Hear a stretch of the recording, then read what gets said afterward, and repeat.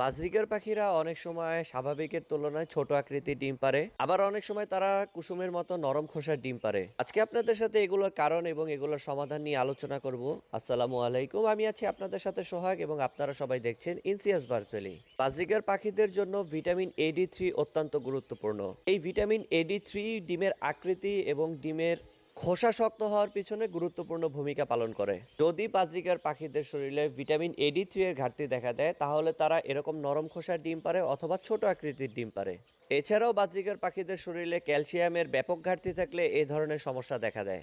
সমাধানের উপায় হচ্ছে বাজার থেকে ভিটামিন AD3 কিনে নিয়ে আসতে হবে এবং ক্যালসিয়াম কিনে নিয়ে আসতে হবে। প্রথম 7 দিন 2 ml ক্যালসিয়াম 1 লিটার পানিতে মিশিয়ে দিবেন এবং পরবর্তী 7 দিন ভিটামিন AD3 1 লিটার পানিতে মিশিয়ে দিবেন 2 ml পরিমাণে। এরপর টানা 15 দিন গ্যাপ দিয়ে আবার এই ওষুধগুলো 7 দিন 7 দিন করে খাওয়াবেন। আশা করছি আল্লাহ চাইলে এই সমস্যার সমাধান হবে। ধন্যবাদ।